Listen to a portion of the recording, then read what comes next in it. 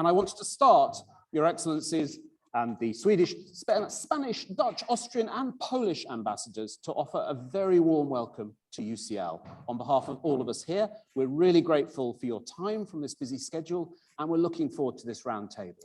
Welcome to everyone in the room and welcome to everyone online. Yes, let's have a round of applause.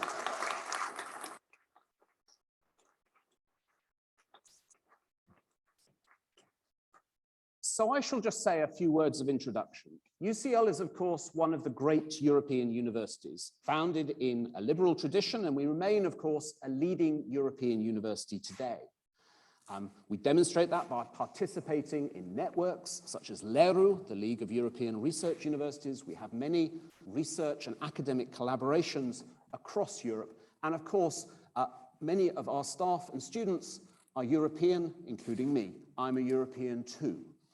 So that's the importance, and we do that not just because it amplifies our research and teaching excellence and our impact on the world, but we also do so in part out of a sense of shared destiny and shared values. But it's also a difficult time for Europe and European universities. We're emerging from a global pandemic to a world that's changed politically, economies that are beset by inflation and other woes, climate change continuing to be a threat to our way of life and our future, and more recently, the return of war to Europe. So now is therefore a really important time, I think, to re-examine our values and indeed the function of values in this world. This festival is doing just that, the Quo Vadis Festival, and hearing your perspectives, Excellencies, will be a very important contribution to our thinking. So the way this afternoon is going to work is to invite each of our ambassadors to offer their perspective on these issues. And after their set remarks have concluded, Professor Stephen Hart will lead a short discussion, a Q&A on what we've just heard. If you're in the room, of course, you can put up your hand in the fantastic European tradition to ask a question. But those of us who are online, if you can use the chat function, please, to pose your questions. Florian over there will be monitoring the chat function. And should you be chosen to ask a question, we will make sure that happens. So that's how we're going to run. Is there anything else, Stephen, you'd like me to say? No? In which case, it is my great pleasure to start by welcoming the Swedish ambassador, Her Excellency Michaela Kumlingranit, to come and offer her remarks.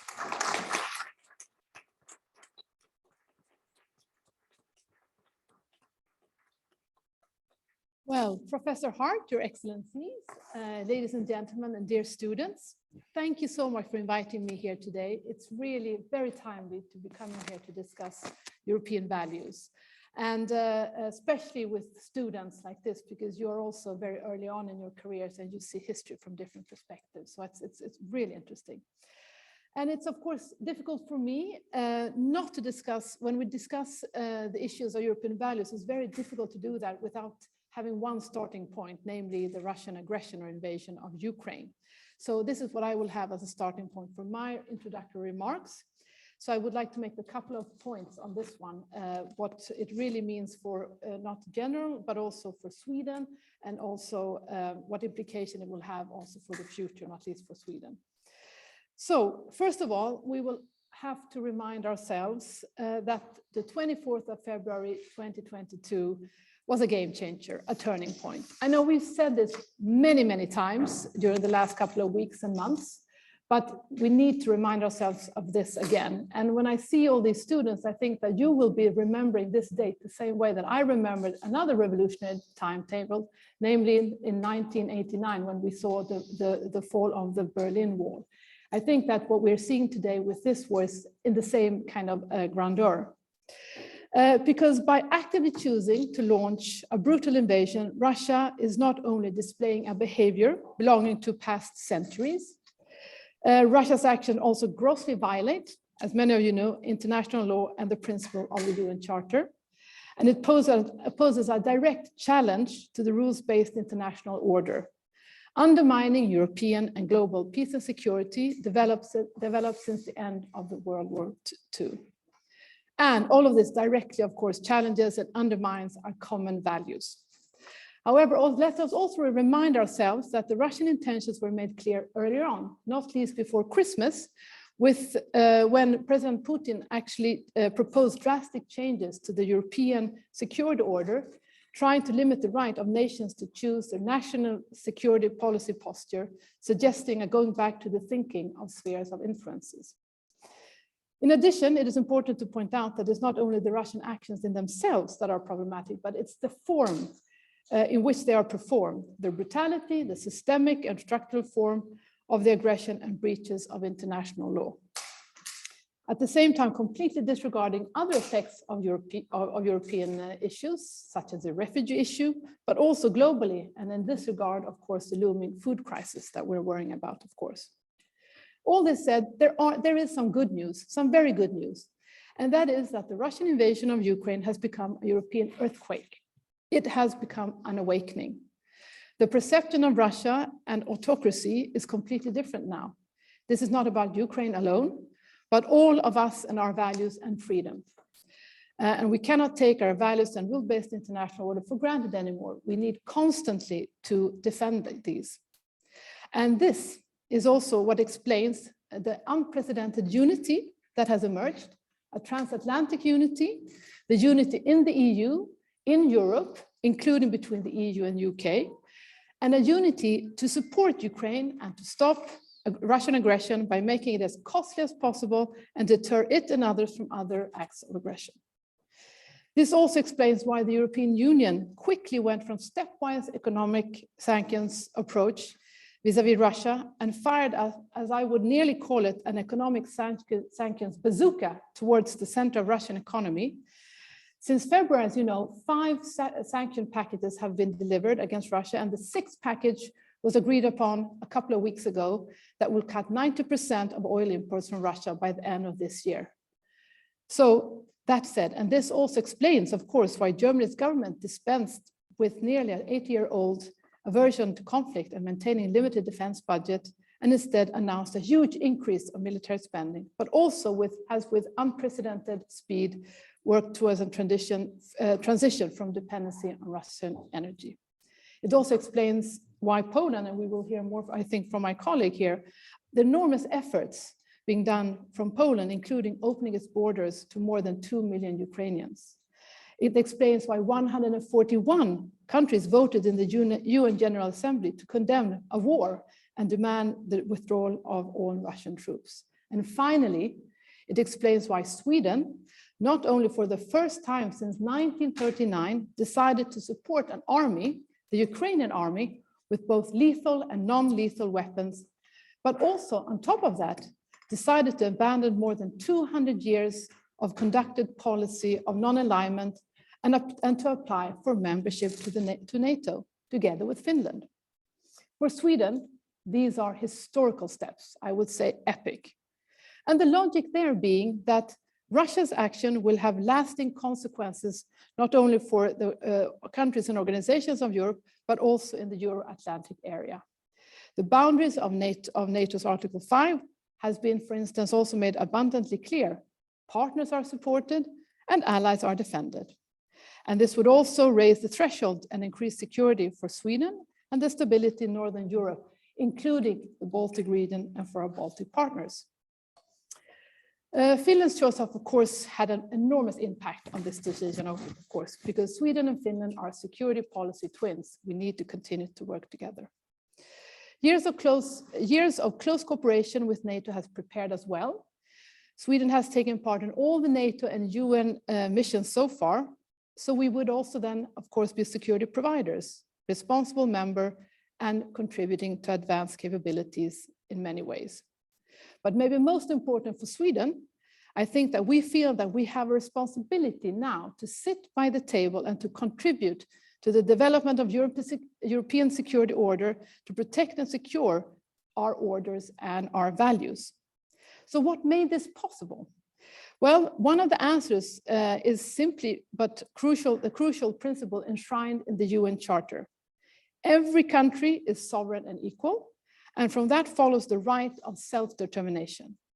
All nations, regardless of size, is free to choose their own path, including when it comes to security policy choices. But as I mentioned, in recent times, this freedom has been seriously undermined. I repeat this because it's worth repeating. We should not forget it, and read the words in these charters and in these documents. So finally, to conclude, where do we go from here? And not only for Sweden, but for all of us. Well, first of all, we need to continue to work together. We need to show that democracies are not less patient than autocracies. And while developments in Ukraine is a matter of global importance, we must understand that Ukraine is not on the front page of all the corners of the world. We need to work hard to explain why Russia's action is of global significance and to counter the false narratives. We need to keep the attention to what is happening and to keep on supporting Ukraine, and we must be ready to shoulder the costs that comes from safeguarding them and the important principles. It is not only the right thing to do, but it's actually our only alternative.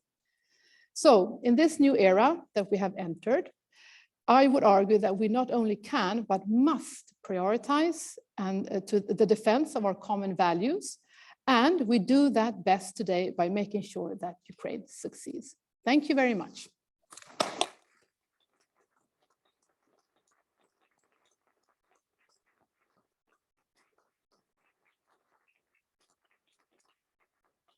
Thank you very much, Your Excellency. I'd now like to invite the Spanish Ambassador, His Excellency Jose Pascual Marco, to mic up and then come and offer us his remarks.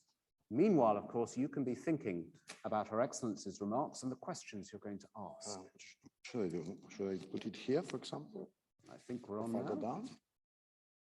Okay. Yeah. Your Excellency. Thank you.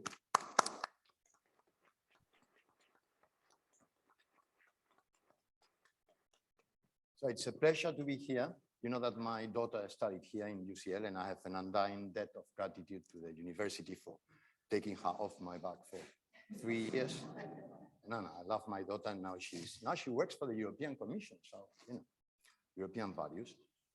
And thanks to you all for coming here. I know that the year has finished, and you are either preparing your exams or looking forward to some holidays, and it's a glorious day outside. So I think that you should be all awarded medals of courage for being here, especially since we nearly outnumber you.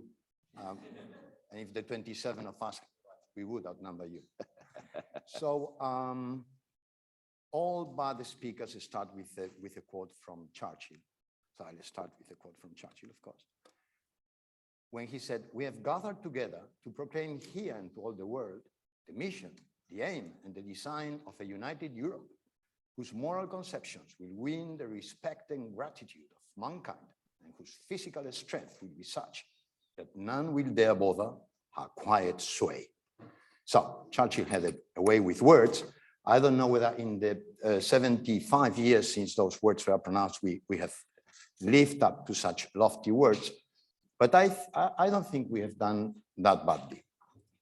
Now, the thing about values, and what I wanted to say today, is that values are not abstract. It is not something that, you know, I like values like I like potatoes, or or what they say in American movies, I'm a good person. And, you know, you have the typical serial killer who says, but I'm a good person. Well, no, values are not something that stand outside us. Values is who we are, what we are. That is something that I always tell when I have an audience from the European Union, and they start saying, what I like about the EU is this, but what I don't like is that. No, you are the European Union. You are a continent where you can go to a hospital and they will accept you immediately. They won't ask for your credit card to start with. Where when you see a policeman, you can ask for their help. And normally they won't beat you up, or you won't feel afraid in front of a policeman. Where you will have unemployment benefits and you will have protection, where the people who are more vulnerable and who are in more need of help are not left alone by the rest of society. And I think we have stayed true to that. And it's not easy. And it's not the case in other parts of the world, not even in rich parts of the world. I've lived for 4 years in the United States, and I have the greatest respect for that country, and I love the United States. But that is not the way society works there. We are different. It's not the values, it is how we are as a society. You have the always the dilemma between faith and works. We do have the works, but we also have the faith. It is also very important keeping the faith. And we have kept faithful to our ideas for 60 years of our existence as a European Union. We have changed dramatically in the last 60 years, and I think that mostly in good ways. We have become internally more democratic. The European Union, as you know, is an exotic beast. It is really a hybrid.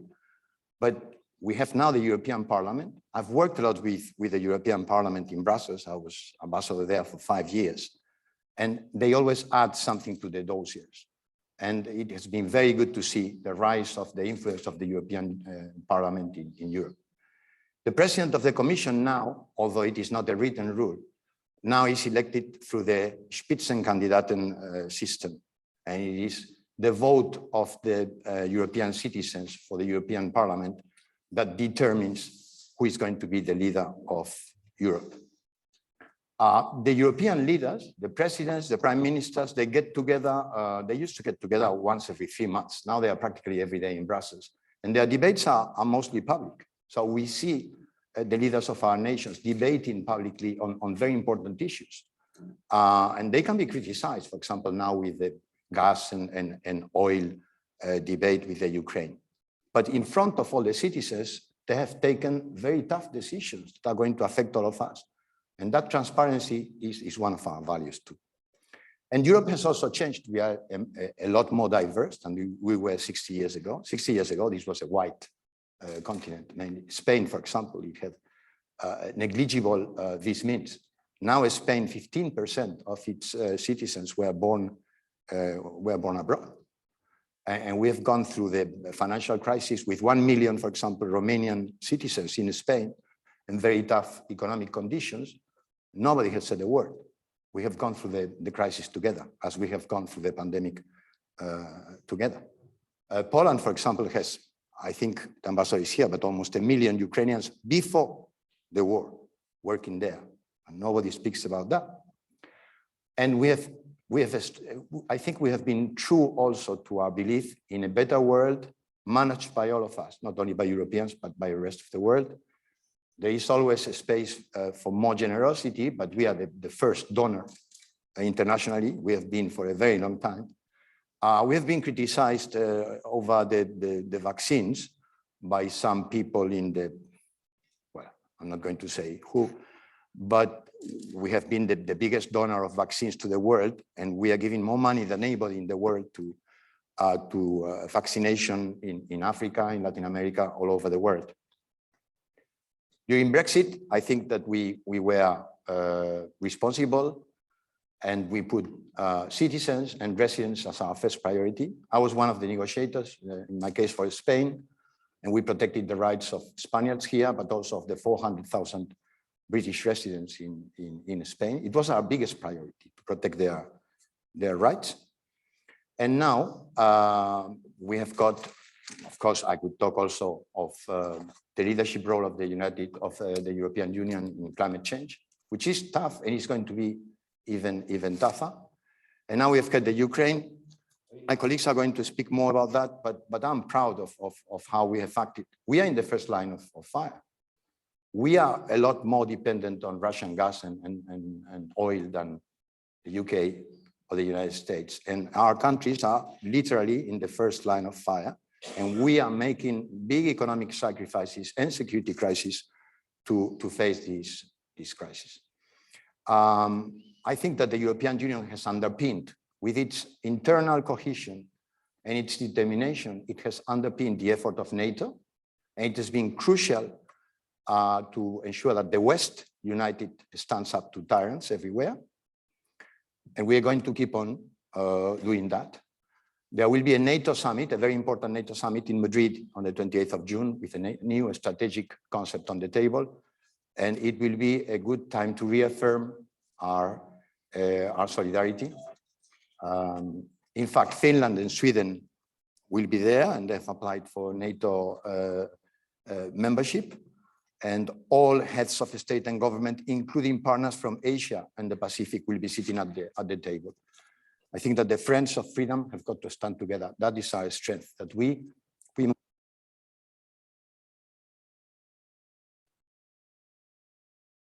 when we stand together. And let me finish in honor to my daughter, who was a history student. So she had a fantastic few years here. Not that this history is not tough, but she had a very good time. By talking about Herodotus and his histories. Herodotus dedicated his histories to find out the reasons for the conduct of men, and especially the reasons that lead them to war. And it was a wonderful, the Histories was the first book of history ever written. He believed in peace. He believed in understanding other people. He traveled extensively in his world. But he held the shield in Plataea. Together with citizens of all the Greek polis, he stood against Xerxes and his armies in Plataea. Every generation gets an inheritance, and I think that you are getting a very good inheritance, but every generation must fight again for what they inherit.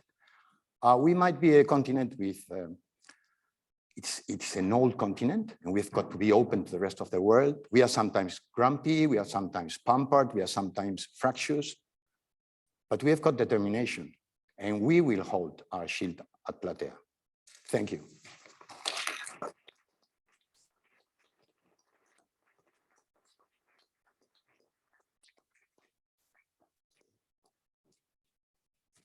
Very much indeed, Your Excellency. And a slight pause while we transfer the microphone.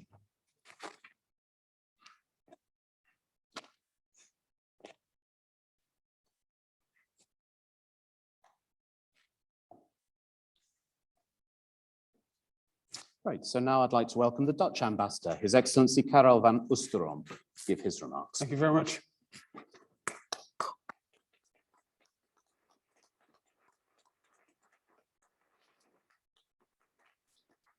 I will begin with a very simple question. Can you in the back hear me? Am I audible? Excellent. Brilliant to see all of you understand. Many of you are studying one or other foreign language. Is that correct? No? Some? I'm going to tell you something about languages, why they are important for us diplomats, but also for you. Languages make you connect.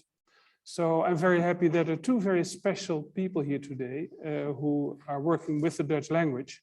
And in that way are connecting the UK and the Netherlands as North Sea neighbors. First and foremost, a warm round of applause for Paul Diamond, who's here in the front.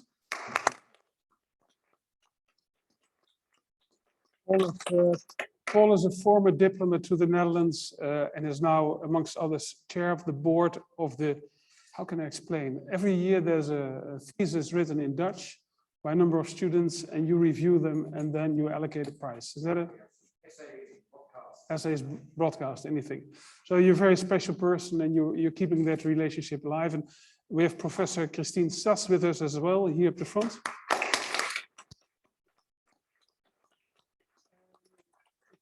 Christine, I can say Christine, okay. And don't call me Excellency anymore, I'm Karel, works much better. But Christine teaches Dutch here at the university.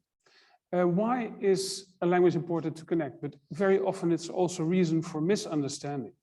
So Christine, you have to help me because I'll give you two expressions in Dutch translated into English. And Christine, I'm going to challenge you to explain in English what they mean. Sorry, I'm putting you on the spot at the end. You have during my 1.5 hour lecture to reflect on it. So the first one is a Dutch expression, literally translated is falling with your nose in the butter. My goodness, what would that mean? Falling with your nose in the butter. And the other one is very appropriate for a Dutch person. Now my wooden shoe breaks. Now my wooden shoe breaks. Okay, you cannot Google, huh? You do have to do it for you. If you have it right, I'm going to give you a special gift. This is a facsimile book of a book written by my father-in-law, with more than 4,000 Dutch proverbs, expressions, and sayings. And of course, you'll have to translate them into English afterwards. Sorry, I'm ad-libbing a little bit. I want to say something about European values which are core to our heart in the Netherlands.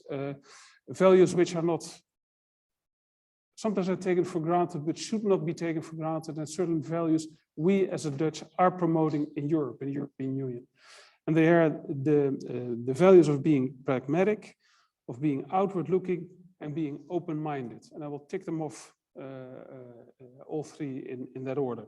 So why the first issue is being pragmatic and building consensus, maybe is the word which connects to that word. Being pragmatic and finding consensus. Why is that so important for the Dutch, and why are we promoting that in Europe? It's quite simple. We're a very small country and 1/3 of it is below sea level. You know the old saying, God created the world, the Dutch created the Netherlands, by poldering and getting rid of the water. We could not have done that. And the daily fight we have against water, we could not do that without building consensus and making sure we find pragmatic solutions. And in the fight against climate change, something all of us, and certainly your generation, my son as well, we worried about, the solution we found, we try to share them. Is anyone here from Norwich or Norfolk? Anyone here? You are. Off the coast of Norwich, there's a sand motor. A sand motor built in the sea, which generates in a natural way sedimentation, which saves the coast. A technical solution we found off the coast in the Netherlands, at Hoek van Holland. So your coast, your future is secure thanks to Dutch technology. Sorry. Just that part of the coast though. But that kind of technology, and certainly our joint fight against climate change, has this very practical dimension, but also very political dimension. That's why we miss the UK and the European Union. It should never have left us. Can I say that? I think we all feel that. But the voice of reason we very often hear also from the UK would also be very valuable in that contribution, but can also here pay tribute to COP26 in Glasgow last year. Most of our colleagues, we were up there. Amazing progress was made, and now we have to make sure that that implementation is being made real, that indeed what we agreed upon is going to happen in practice. So being pragmatic, finding consensus and countering climate change as an example. The second point was, and that basically was already said by Michaela, our Swedish ambassador, was on Ukraine, under the value of being outward looking and the importance of a rules-based international order. Can I just quote, I'm not going to quote you, just everything you said was in my speech, so I have a very short speech now. Let me pick up one point you mentioned as well, these horrific mass atrocity crimes that are being committed, especially by the Russian troops. What we try to do, we're building a coalition together with certainly our colleagues here around the table, but also with the British government, of accountability, making sure that war crimes will not go unpunished. We're organizing a conference the middle of July in the Netherlands, and some of you may have been to The Hague. The International Criminal Court is there. We must make sure that the perpetrators of these mass atrocity crimes will see justice, and they should be punished. I think that would value an applause, by the way. Please, yes. That was accountability, open-mindedness, rules-based international order. The third word, the third value I wanted to mention is being open-minded and being tolerant. Historically in the Netherlands, we've been an open society. We had religious people from different religions from all over Europe finding a safe haven, certainly in Amsterdam, other places as well. But that tolerance, that open-mindedness is not only about religion. It's also about who you are. LGBTI rights, I should have the whole, in New York we always called it the LGBTI rights, lesbian, gay, bisexual, transgender, intersex, and then there's some others as well. Let's all the abbreviate. We feel very strongly that each and every one of you, whatever your identity, whatever your gender, whatever your sexual preference, you should be able to be who you are. And unfortunately, even within Europe, certainly also not in certain countries outside the European Union, that fundamental liberty is not a given yet. So what we're promoting as a European value, and I think we've made a lot of headway, is to make sure that also all these rights are guaranteed, and people must be able to love who they want, and there's no role for the government in the bedroom between two consenting adults.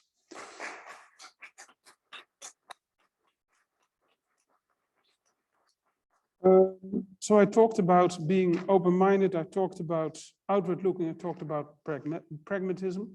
I hope you take these points home, try to internalize them, remember how important they are, and now I go to Christine. Christine, you have to go forward. So the first expression was falling with your nose in the butter. And when you were sitting there, I realized you're Belgian. So in the Belgian language, it might be completely different. No, but- it's the same.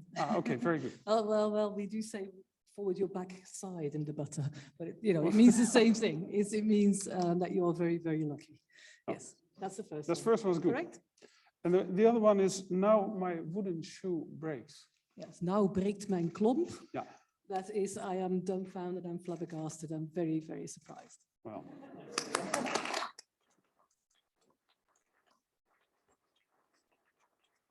So, can I make a picture? In honor of my father-in-law, and this is a book I published myself on Amazon with more than 3,500 Dutch expressions, proverbs, and sayings.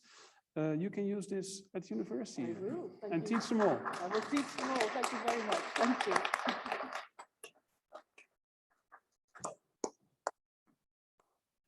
Thank you very much indeed. I believe we now have a short video presentation that I think Stephen is going to put up. This is a pre-recorded presentation from the Czech ambassador, Her Excellency Mary Chatadova.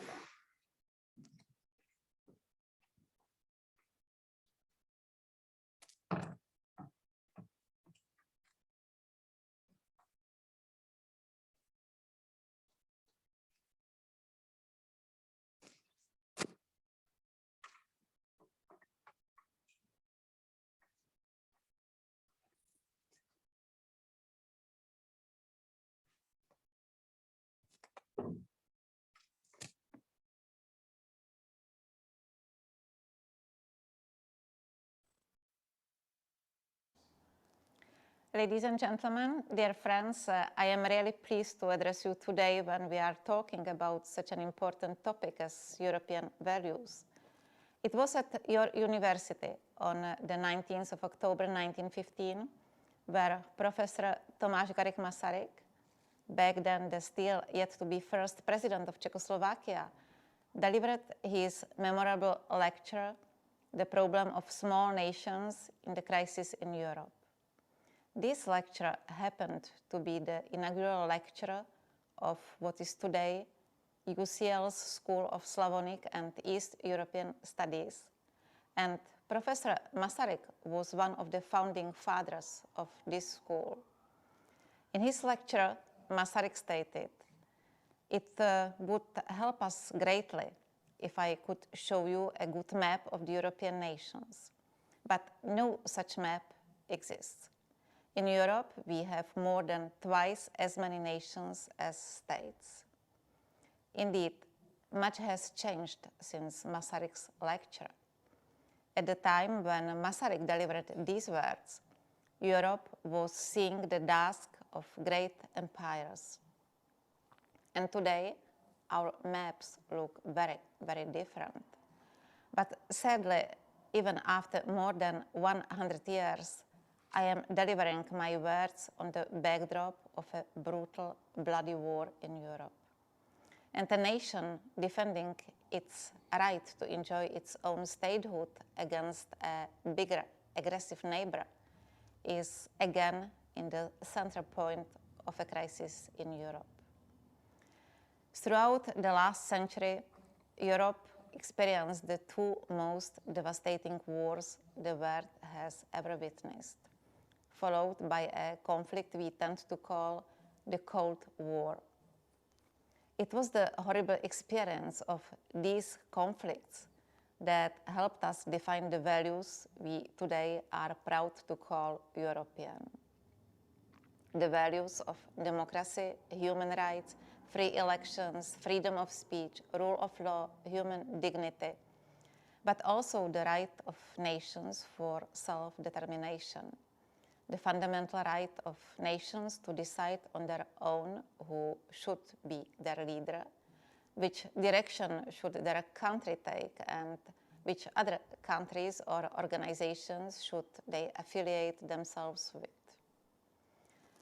I was born in a state where these fundamental rights were not respected.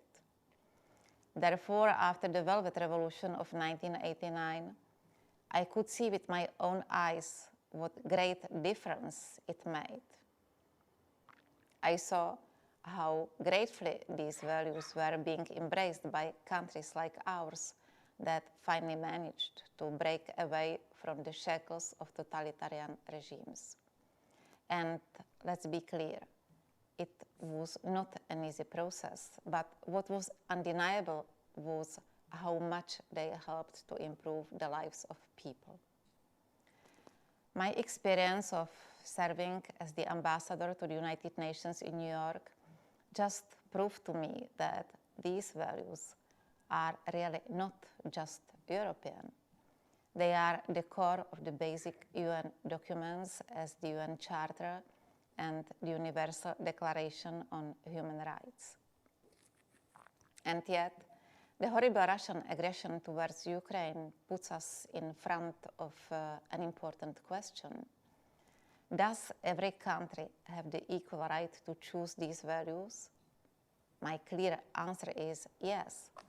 But what we are seeing now is how one country tries to deny this choice to another.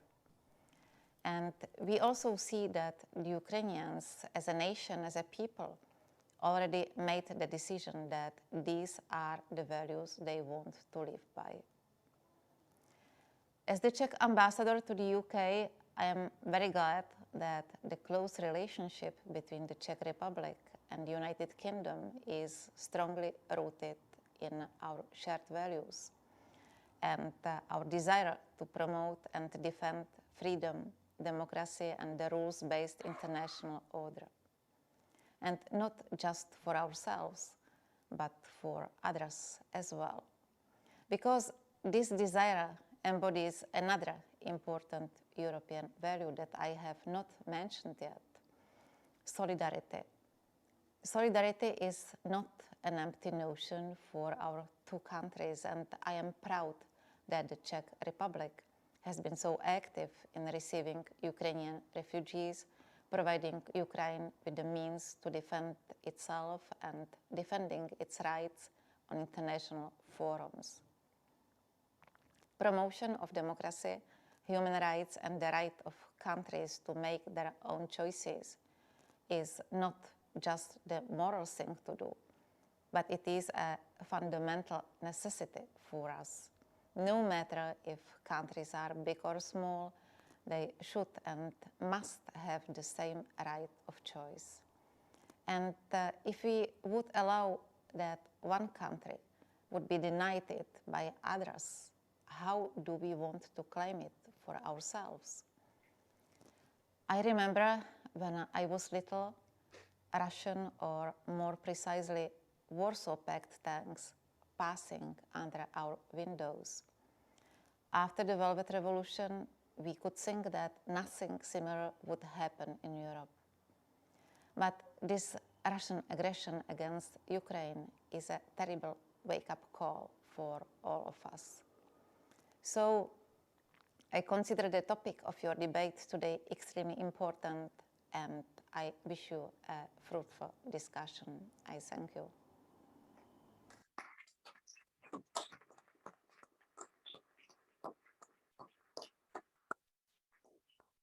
Thank you very much, Your Excellency.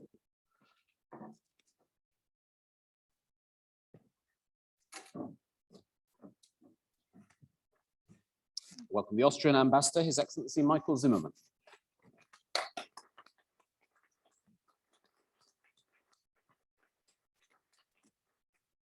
Thank you very much. Thank you for the warm welcome. It's a pleasure to be here. And I want to thank the Faculty of Arts and Humanities at UCL to make this event possible. We're here in a lecture hall of the Department of Chemistry, but I think it is very important that arts and humanities continue to be a core part of our education and academic world. There is the demand that we need more scientists, we need more IT experts, we need more mathematicians, which is true. And to survive the challenges of climate change, of energy resources, of other aspects of our current world. We need them, but not at the expense of arts and humanities. I think it's not a zero-sum game. We need arts, humanities, languages, history, philosophy as the framework to give the technical side of our life direction and the basis. And I think one of the values of Europe still is to provide education and to provide an environment which looks beyond pure technical or chemical or physical factors. I'm happy to be able to say that here today because I was in London 20 years ago as the director of the Austrian Cultural Institute. And at my time and in between and now we have very good cooperation with UCL, and I'm very happy to see some people here today whom I met 20 years ago, and I'm glad to see how arts and humanities are valued here at UCL. I think what is happening in arts and humanities is an investment in the intellectual, emotional, and structural side of our society, and which is a key of a functioning society. Now, I am not off the topic because that is exactly what I think is one of the values of Europe. To look at factors which are not dictated by pure economic interest or by pure figures, statistics, or other abstract drives. But Europe is built upon culture, history, and a more holistic world, which gives us the pleasures in life as well as the comforts and material advantages in life. We just came back from the Jubilee weekend, and we had the pleasure to participate in a few events and watch a few events very closely.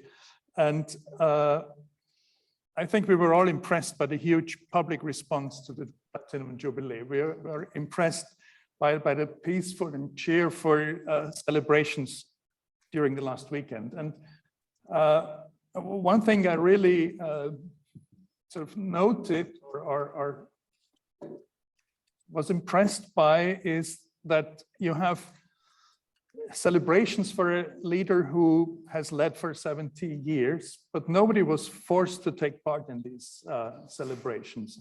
Nobody was punished because they were not taking part in these celebrations. It was something which was really carried by society. And at the same time, it was for a very historic and traditional institutions. And that shows that the UK, for example, is built on a very good base. It's very well anchored in society. It's supported by the people, and there is, as Karel mentioned, there is a very big consensus here about how this country should be run. And this type of consensus, where a traditional system which was not constructed but which has developed, has been supported and is still supported by a huge majority of populations with their emotions, with their personal participations. That shows another strength of European values. Now, European values are part of, are in a frame, embedded in a framework of global values. And we are very lucky in our century to have a set of global values, even if they're not respected at every time, everywhere. But there is a general around the world, which is embodied in the Universal Declaration of Human Rights, which is embodied in the work of the United Nations and its organizations, and which I think for the first time in history reaches from both poles of the world across the whole of the equator. And yes, these values are not always observed, and sometimes they are oppressed. But that is being noted, that is being carefully watched, and increasingly there are consequences for those who perpetrate crimes against humanity, against human rights on a global scale. But is there a special value in Europe or European value? And I think I came across something quite special, and that is that critique, opposition, change, discussion are not only permitted in Europe, but are actively promoted and taught in universities, in schools around the continent. Critique of the system is something that happens every day here in our countries. Something, as we saw with yesterday's vote of no confidence, is a living part of our system. And as I said, is actually encouraged in Europe.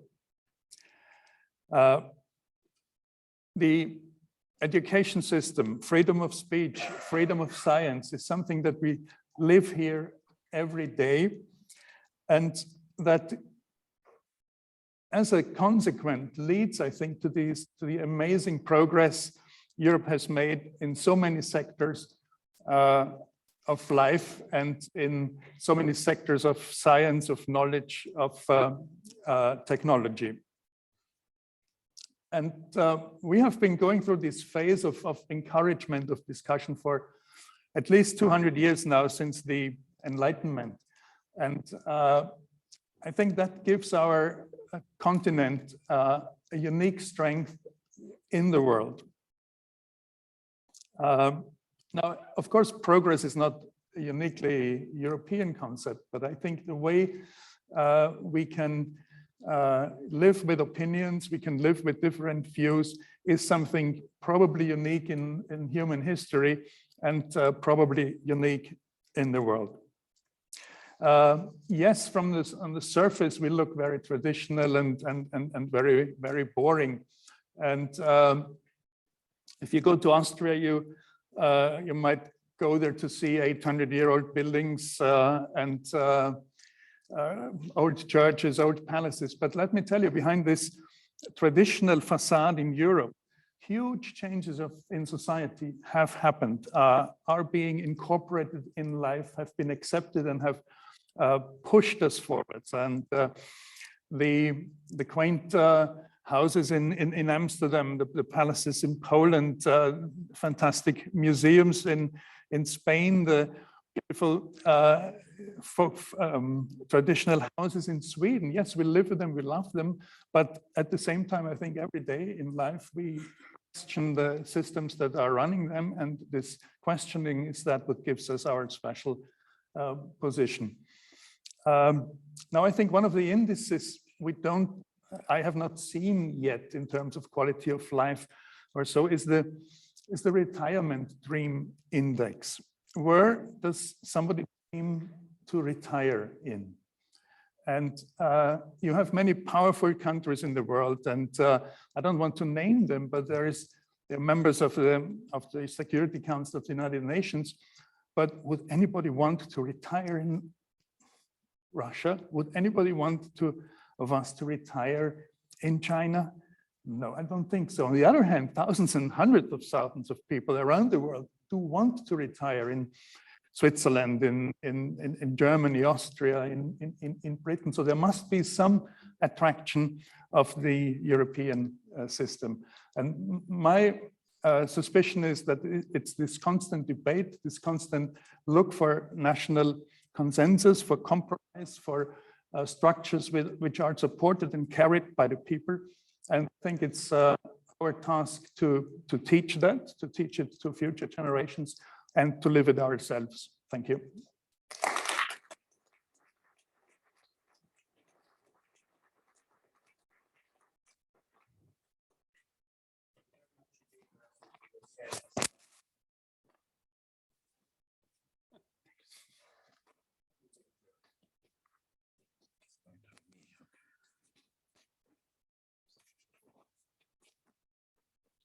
So now I'd like to welcome the Polish ambassador, His Excellency Piotr Wilczek.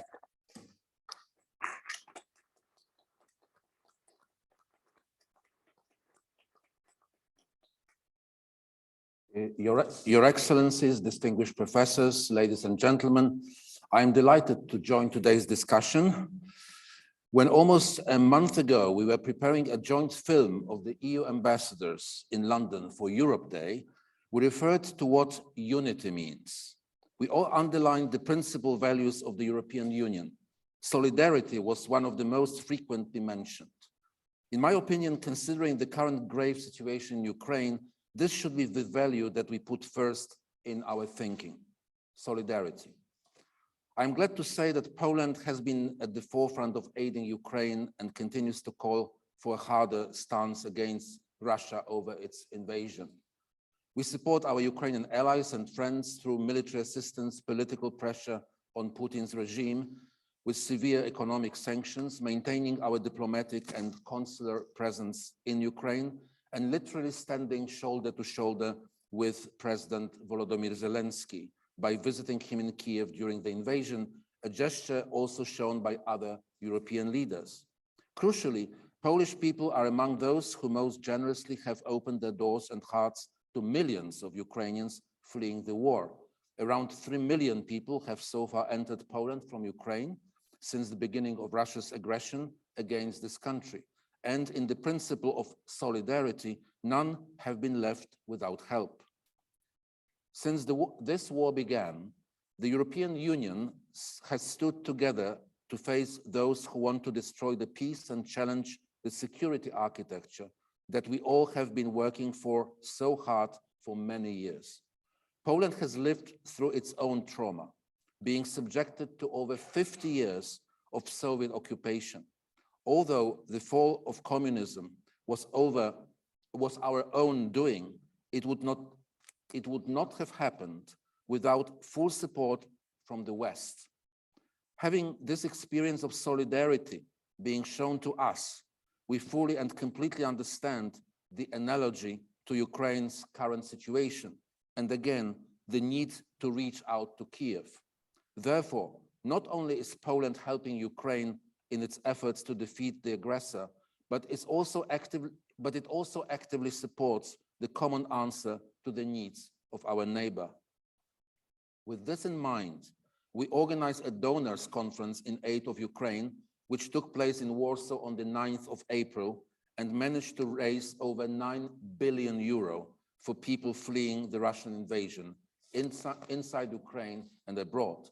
We have also initiated a forward-looking debate in the EU on the reconstruction plan that will need to be introduced after the peace is hopefully regained. I believe, however, that the ultimate expression of our shared values should be the continuous support for the European perspective of Ukraine.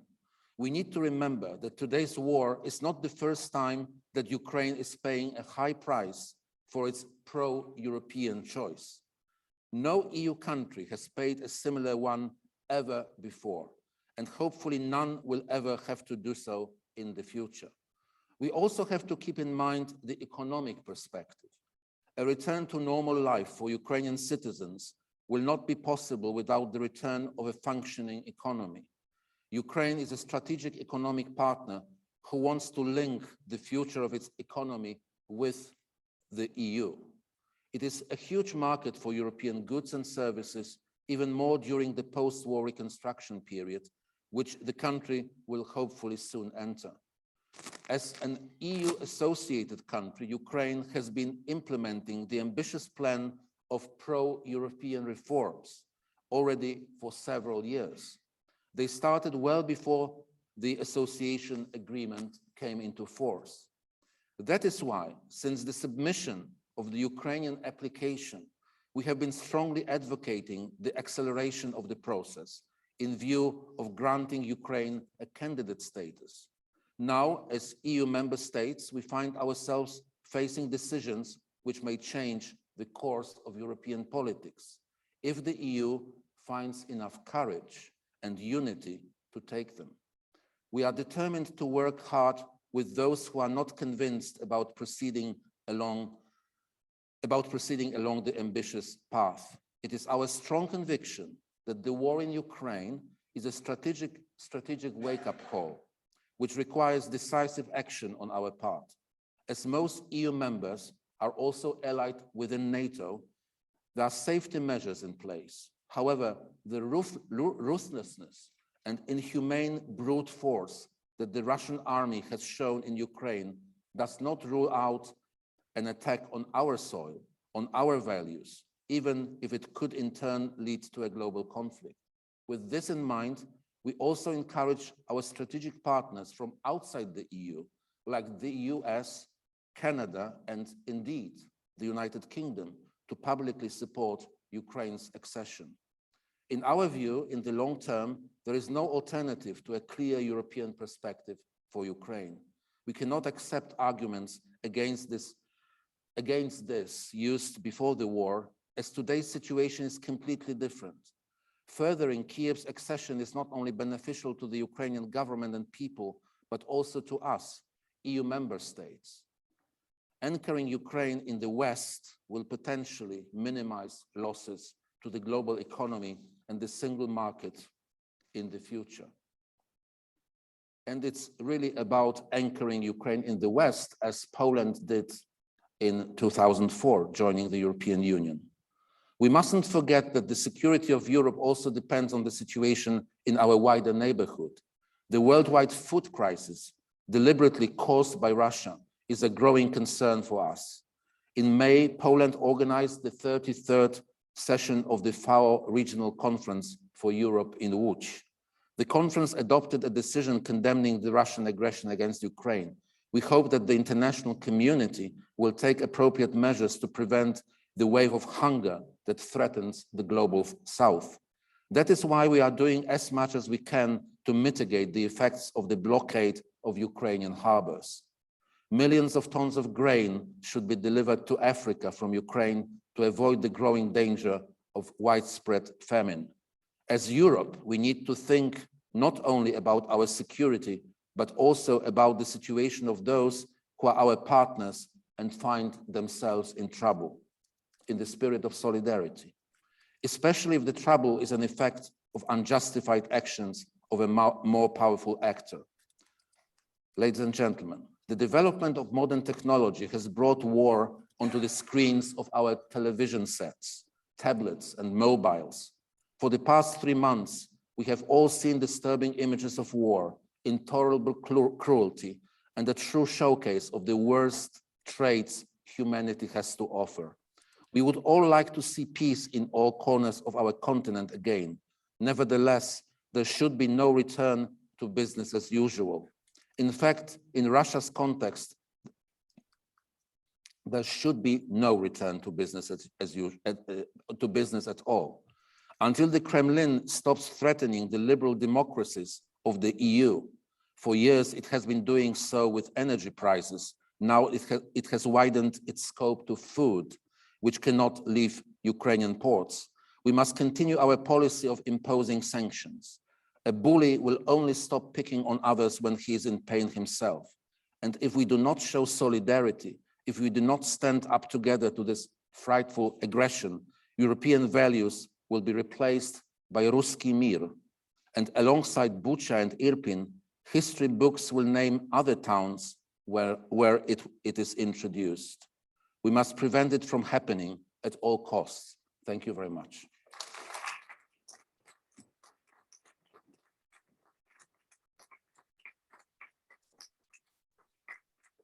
Very much, Your Excellency. And so our final set of remarks, Ambassador, His Excellency Rafael Trombetta.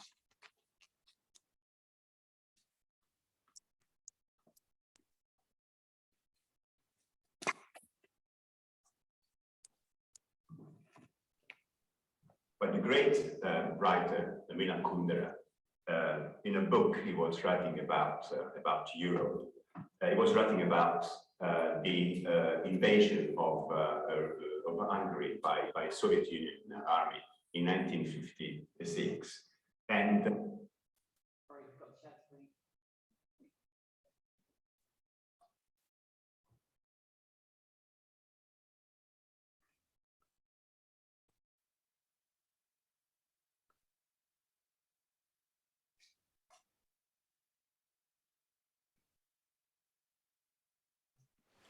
But the great writer, Milan Kundera, in a book he was writing about Europe, he was writing about the invasion of Hungary by Soviet Union army in 1956.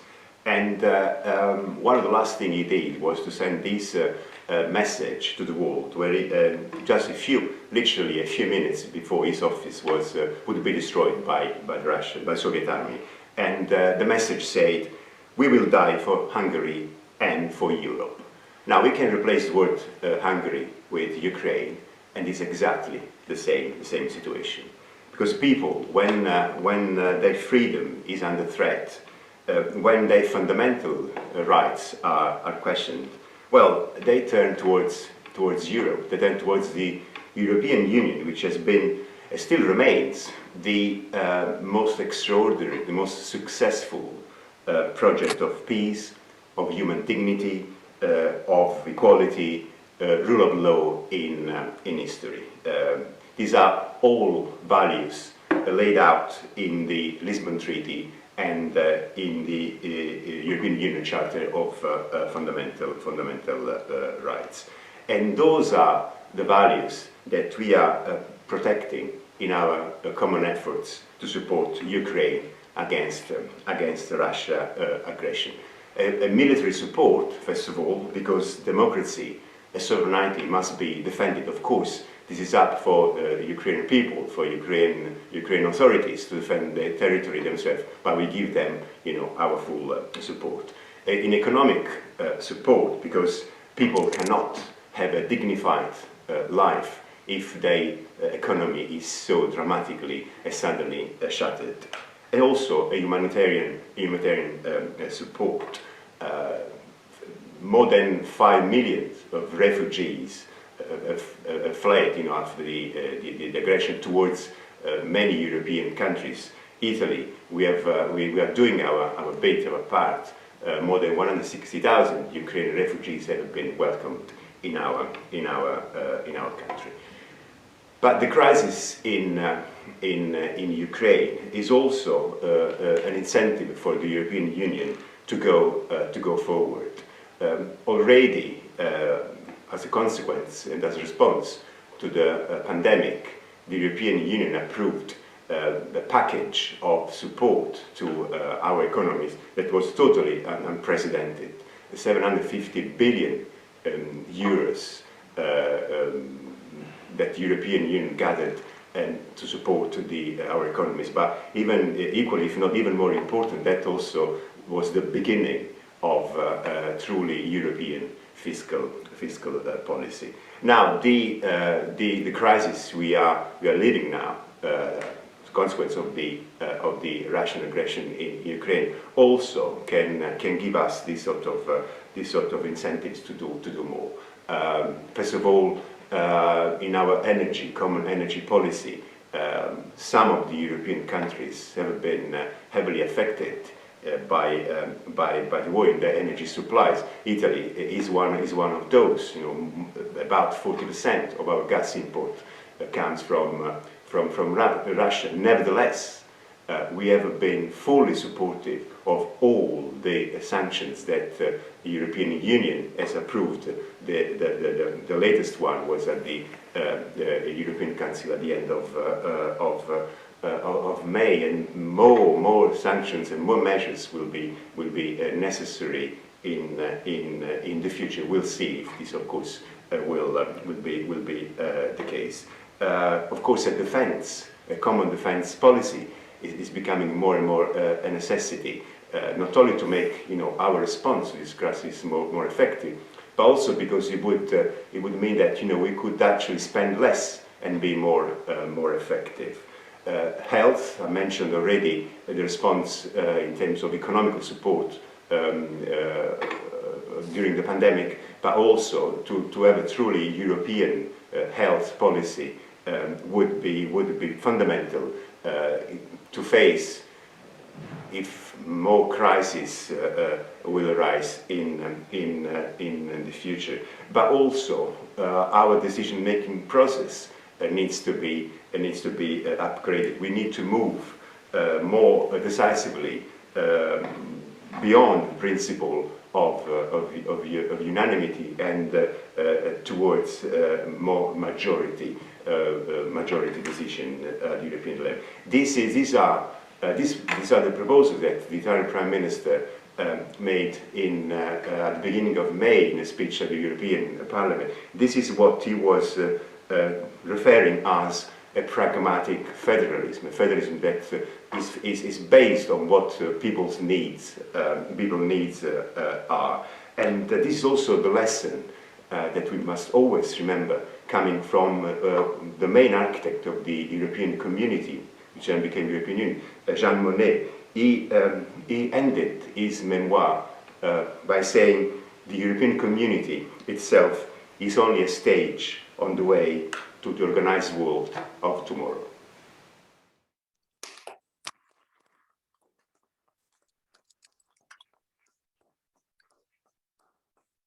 Thank you very much indeed. So that ends the formal remarks part of the programme, and now we're going to move to the Q&A. I should say for those colleagues who are following us online, I believe there have been some issues with the Zoom chat line, but rest assured our trusty AV support is busy sorting that out. That, of course, places a bit more pressure on the colleagues in the room here now, so I hope you're thinking about your questions, because I'm about to invite Professor Stephen Hart to come here and host the Q&A. Stephen. Okay, I don't know if you can you hear me? Yes, we can. Yes, okay, so you surely have lots and lots of questions that you'd like to put to, we've got a question over here, so Hannah, I wonder if you could rush around, that's okay, we've got actually it's okay. Jakob is doing that side, so thank you very much. And if we could just leave that either direct to one of the ambassadors here, thank you so much, or it might be a general question. Over to you, thank you. Thank you. My name is Leah Wojciechowska. You're a student here at UCL, doing arts and sciences. And I guess this question is to the Spanish ambassador, but this is not limited to you.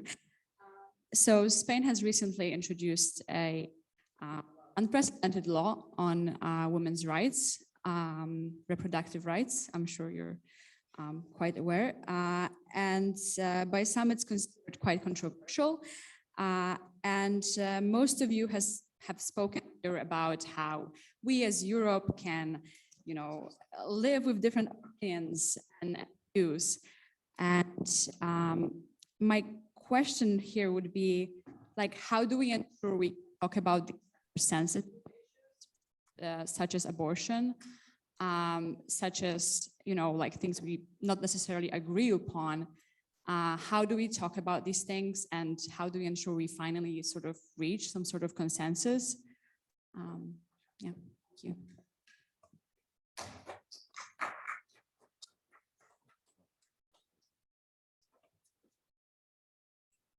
Thank you. I don't know what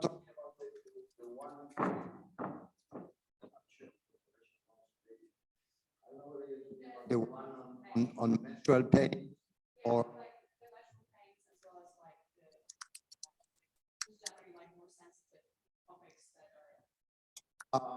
yeah, I mean, society evolves and people make it evolve.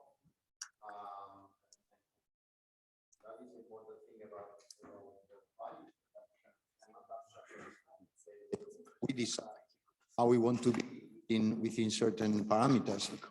And control is to discuss these things. I mean, for example, the new law is being debated on giving women with painful menstrual cycles extra time or sick days, or some feminists have said that it is stigmatory, and that many others have said that this is a real problem for many women, and that the law is working.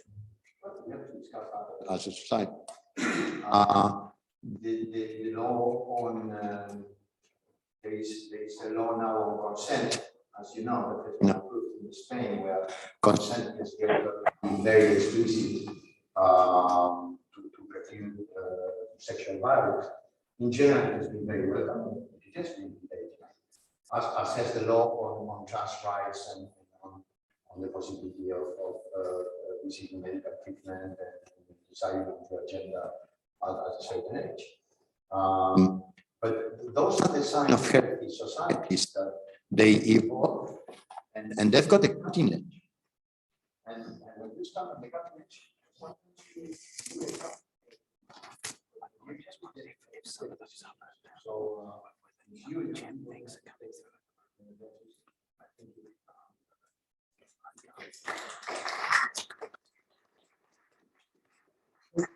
Any other questions? Okay, we have one right at the back. Okay.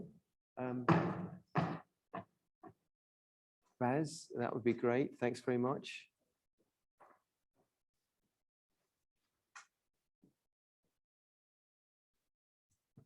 Thank you. I want you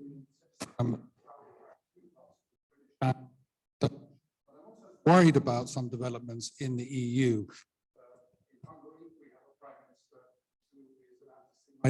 Closes university.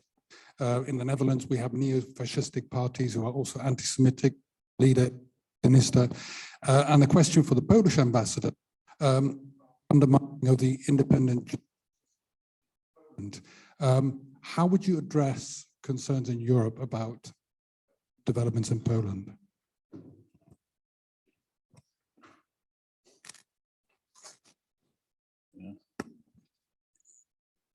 So I don't know what particular concerns are you addressing, but as you know, Poland has been in constant conversation with the European Commission about these issues, about the reforms of judiciary system, the origin of which is very complicated because, as we know, I mentioned that Poland joined the EU in 2004, and not long after changing the political system after the fall of communism. So Poland inherited many laws and actually also people who were in charge of implementation of various laws, which were like taken directly from the previous system. So the ongoing effort of governments in Poland since 1990 was to really change the system in such a way that it is transparent and democratic. So there were ideas of various governments from 1990s and also in recent years to reform the judiciary system, and in fact to make it less I would say less rooted in the previous system. And some of these ideas were not really I would say not compliant to regulations in the European Union. So there has been an ongoing debate, and it's close to be finished successfully. And there are many issues we can discuss here about the current reform of the judiciary system and the previous reforms. So, but I can assure you that we are in constant conversation and consultations with Brussels, with the European Commission, the European Court of Justice, and these problems have been resolved, and I think that there will be a successful conclusion soon. So I don't think that there are very threats for judiciary independence right now in Poland. Good. Do we it's another question? Okay. Over on the left there. Thanks very much. Thank you. Hello, my name is Vin Kramik. I am psychology student at King's College. And I've got another question to Professor Wilczek regarding the relationship between Poland and Hungary. In your speech, you resonate a lot about solidarity and a lot about acting together as a European nation to crimes against humanity that are happening right now in Ukraine. But at the same time, retrospectively looking, Poland and Hungary have worked together in the past against European values, and a lot of policies were in line, whilst currently Hungary has stopped a lot of financial sanctions against Russia. So I was just wondering how, based on speech, how that value might resonate and shape politics in future in terms of Polish and Hungarian relationships.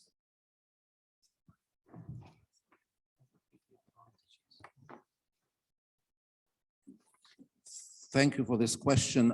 As you know, and it has been said, publicly, in recent weeks, by Polish officials, there is a lot of concern in Poland about some, political positions of Hungary,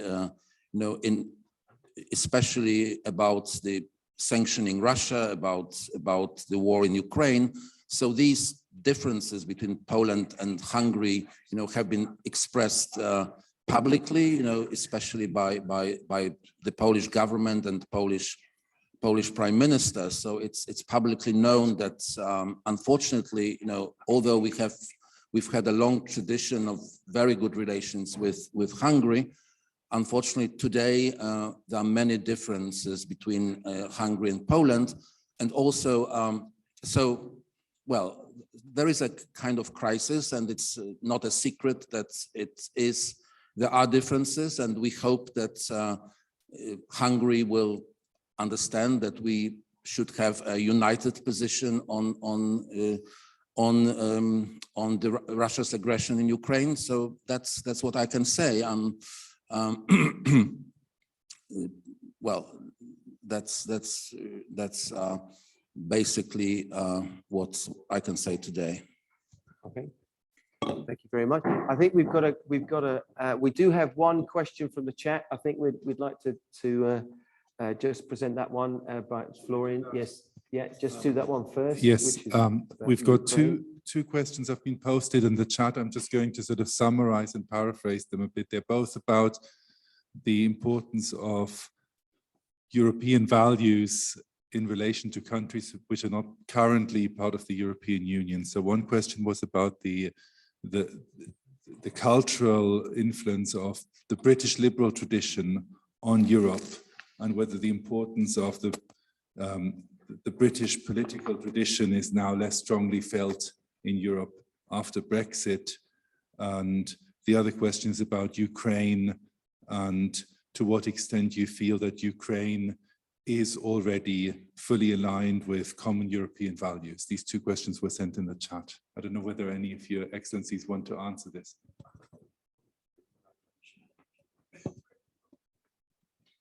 Yes, this is like a rebounding basket.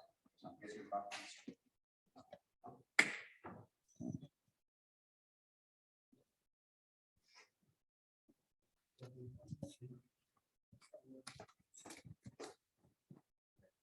I was saying that this is a bit of a rebound on your question too. Now, I really believe that both aside, Europe, the UK is part of in a certain sense, it is a big part of Europe, and it is at the heart of Europe, and the traditions of this country of civilized debate, of listening to others, of your freedom goes as far as the freedom of the others go.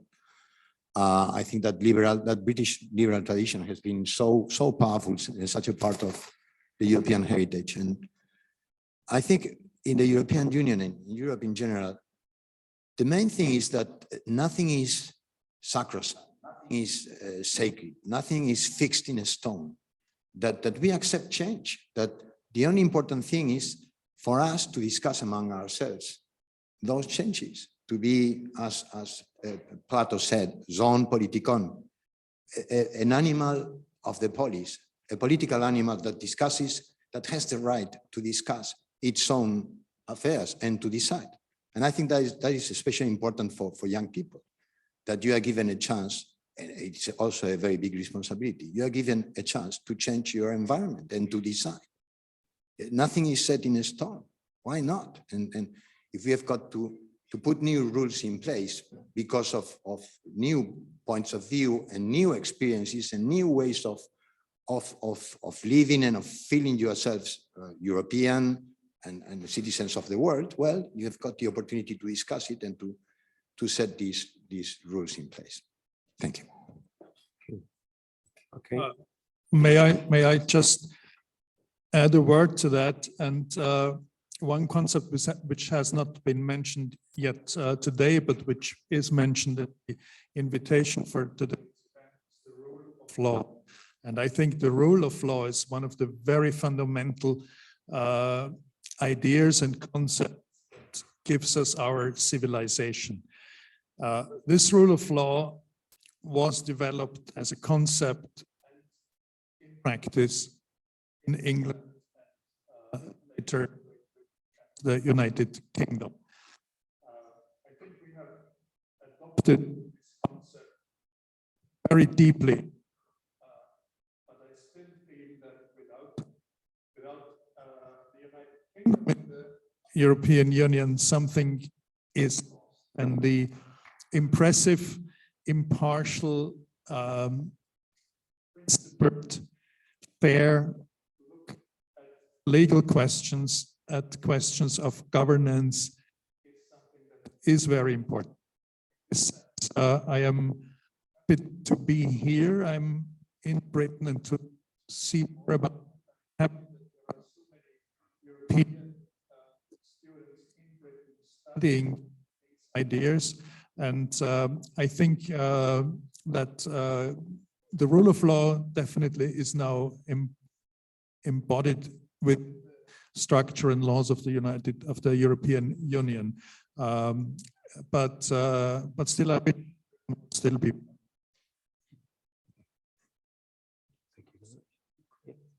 So, yes, am I supposed to? Because yes, I'm ready to say something, because I actually in my presentation I defended this idea of Ukraine joining the European Union as soon as possible, and this is the official position of my government, with which I fully agree, and I really support it. I think that the whole crisis started because Russia never accepted European aspirations of Ukraine. We can, of course, debate, to what extent Ukraine, its economic system, judiciary system, all kinds of arrangements, to what extent Ukraine is ready to join the European Union. But we should understand that in the context of the current threat from Russia, there are countries like Ukraine on the one hand, and a few Western Balkan countries on the other, like Montenegro or Albania, or which are candidates to join the EU. And I think that's our European vision, and also vision, including values. European values should take into account not only these aspirations, but also readiness of these countries and their governments to join the EU. And again, it's my strong conviction that the whole crisis, or the main reason of the crisis, is that after Euromaidan and later in 2010s, and especially in this decade between 2010 and 20, Russia understood that the goal of Ukraine, of pro-European Ukrainian authorities and of the Ukrainian nation, is to join, as we called it in Poland in the 1980s, to join the West, so join the European Union.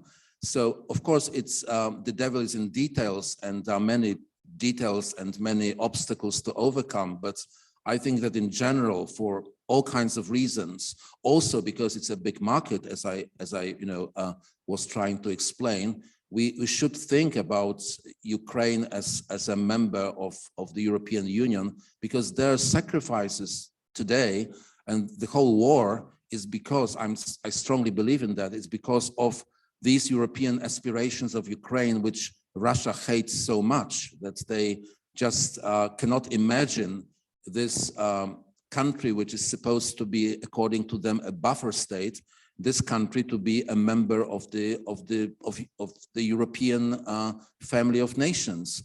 Also because Ukraine is in Europe. So paradoxically, as I mentioned, we are even asking our British friends, and I heard positive reactions from very high levels. I mean, paradoxically, our UK friends to support this idea of Ukraine joining the EU, because for Ukraine, it's, you know, situation is completely different than for the UK. So, so that's my point. So maybe it's too idealistic, but my government, you know, recently has taken lots of very idealistic steps, I would say. Sometimes, you know, expecting some support from the outside, which never arrived.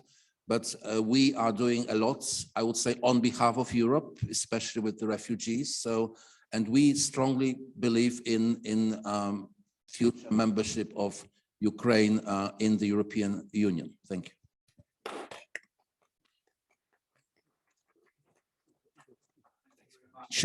Paul Diamond, a retired British diplomat and currently looking after the Anglo-Netherlands Society.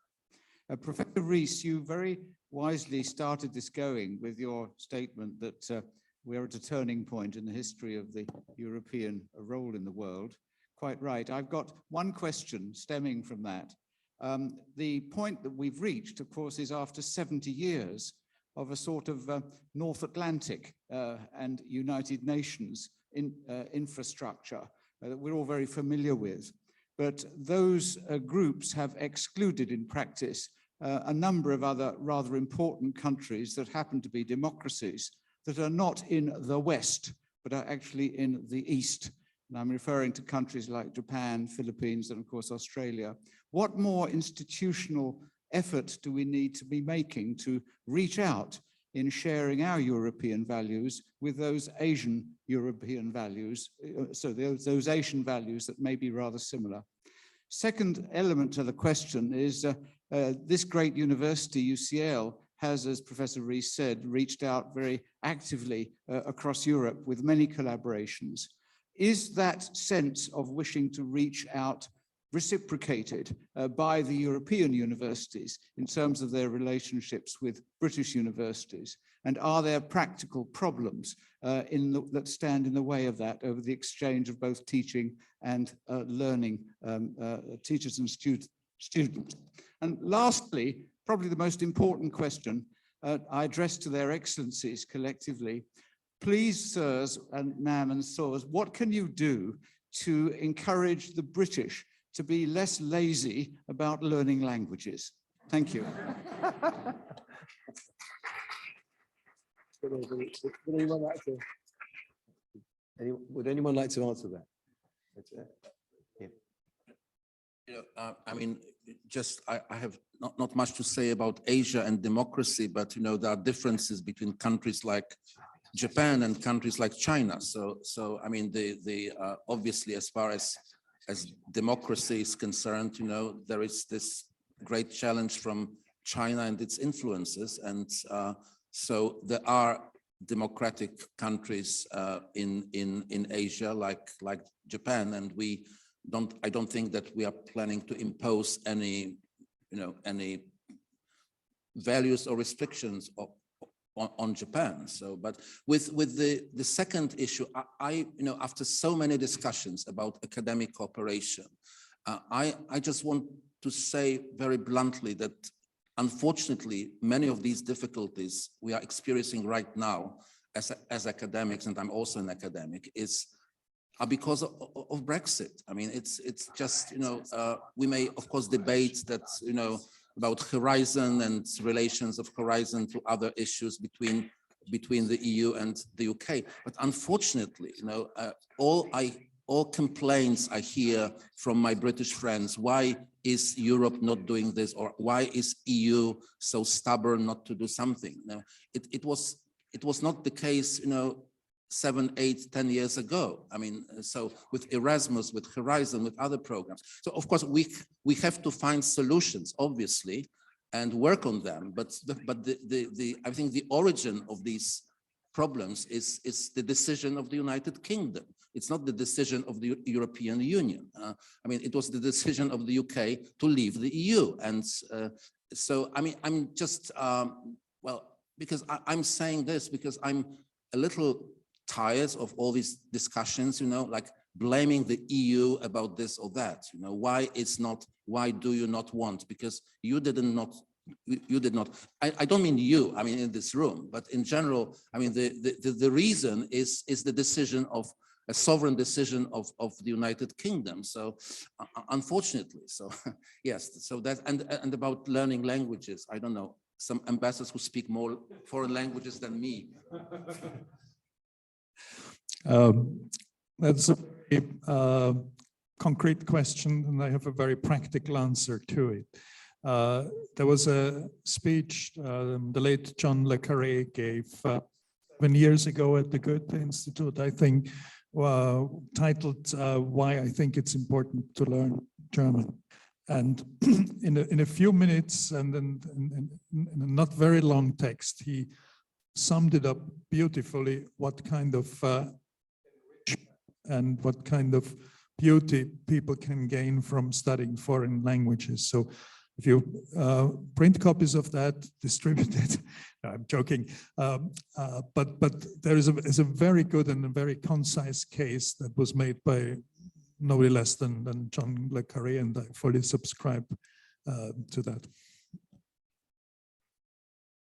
Thank you. Well, then I will deal with the first question, and it's a very, very good one. I think that the crisis in the Ukraine has shown an informal coalition of the West of democracies standing up to aggression and to tyranny abroad, as the ambassador of Poland says, trying to impose their views on others and trying to tell others, to tell 40 million people what they should be or how they should feel. But it is very important. It might be important to institutionalize a bit more this coalition of democracies, of countries that believe in the rule of law internally and also in the rule of rules internationally. As I said, the NATO summit in Madrid, Asia Pacific has been invited. We shouldn't forget Latin America. We're talking about 500 million people who share a lot of our values. For example, anti-nuclear power and anti-nuclear weapons, fight against climate change, LGBT rights, more advanced in some Latin American countries, in some countries in Europe. They also believe in rules and they feel very alone. We pay very little attention to them. We are talking about 500 people in a great market. I think that Mercosur should be finalized as soon as possible. We've got the G20, we've got the G7, but it's a good question. We should. I think that this crisis has shown some clear shortcomings in the United Nations system, which is if the United Nations didn't exist, we should invent it. Of course, it is indispensable, but we have to take a hard look at how to make maybe the United Nations more useful politically in such a crisis. Now I might be getting time for me to leave.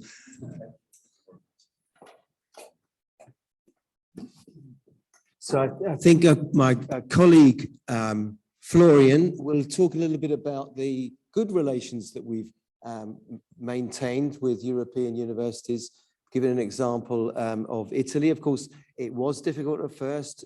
We realized that with regard to students finding their year abroad, but we've actually maintained some excellent relationships, for example, with Italy. Yeah, thank you for the question. I just really wanted to, in a sense, reassure you because it's an important question. It's a good question.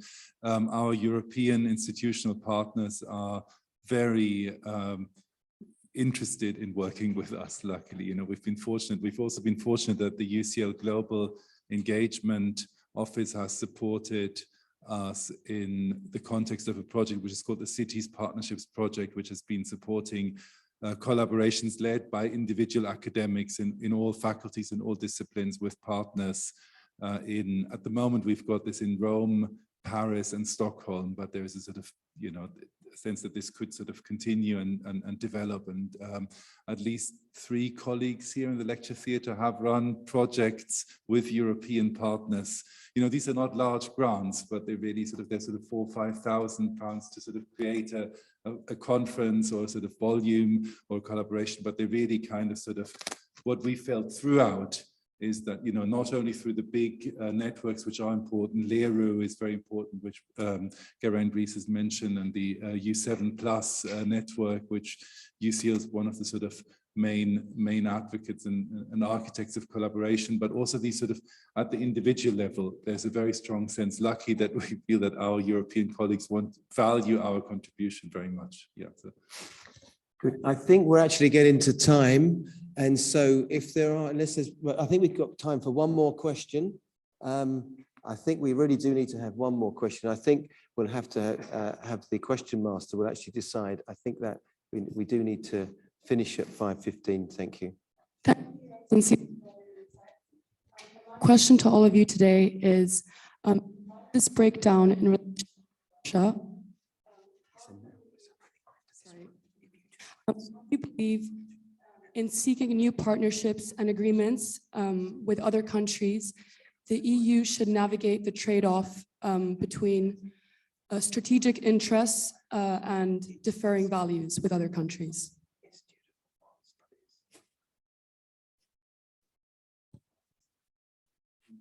Microphone. Oh. Is it? Yeah. Sorry, who was going to? Yes. Okay.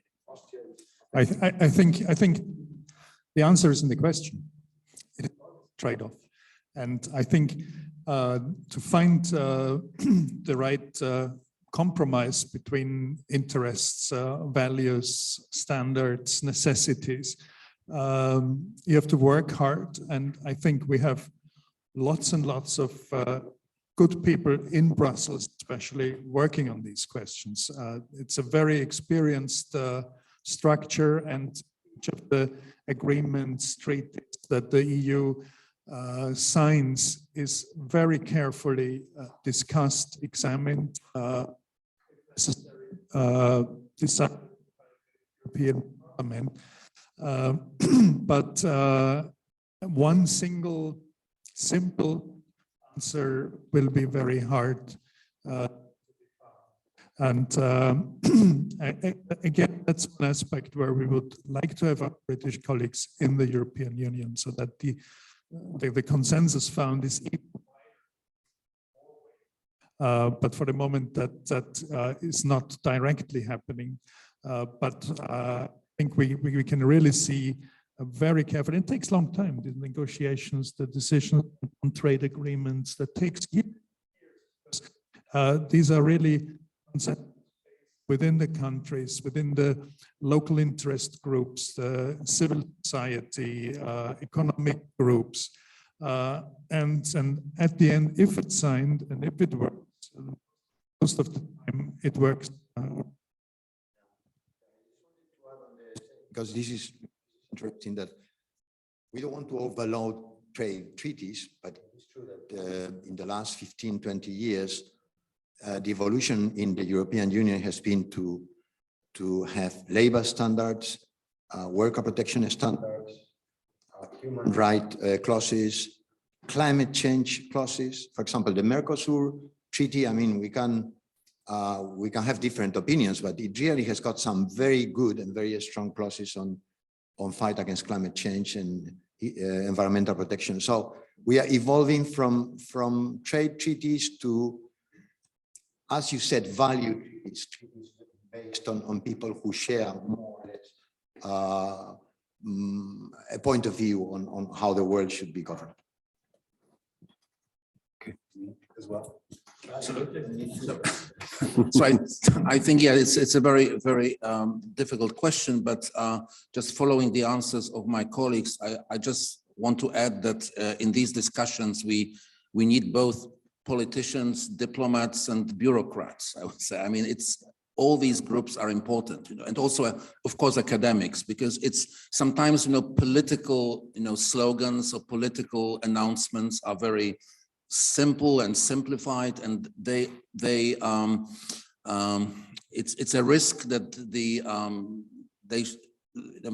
proposals shown in these slogans are too simple or simplistic, and and the devil is in details. It's very difficult to implement. So, but of course, it's sometimes very refreshing when we have like a political message, but this political message should be discussed by civil servants and indeed bureaucrats and indeed diplomats, just to make sure that all these complicated issues are solved in a proper way. Because what is, I think, for our society is very challenging, and it's sometimes called populism, and it's called in another way, that there are some very attractive popular slogans, how it's very easy to solve this or that issue, but these bureaucrats, wherever they are, or in Brussels or in London, there are bureaucrats everywhere.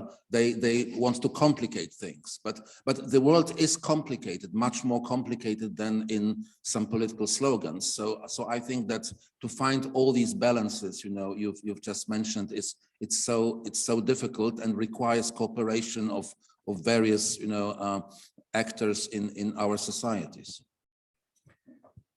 Okay, thank you very much indeed. I think that we're drawing things to a close now, and I think we've actually had some really wonderful discussions today and presentations. And so we will actually, you can continue the conversation. We will actually have a reception, and I'd like to now pass over and give my thanks as well to Thank you. I don't have much more to say other than to say I hope you've enjoyed this afternoon as much as I have. Some really thought-provoking, eloquent and powerful contributions, which exemplify the importance of having these kind of discussions and these kind of debates, and for them to be taking place in this kind of an environment. It is a chemistry lecture theatre, as people have pointed out, but we're a university, and this is the place where these kind of ideas should and can be discussed, which is excellent. So in closing, finally, please do come to the reception. I should say it's the Institute of Advanced Studies, I believe, and if you don't know where that is, follow Stephen. I think we should put our hands together, though, one last time to thank three sets of people, Florian and Stephen and colleagues who have put all this wonderful programme together, our audiovisual colleagues and everyone behind the scenes who have made things run smoothly, with apologies for those online for that little blip, but most of all to their excellencies, the ambassadors of Europe, who have given us such eloquent and powerful contributions today. Thank you very much.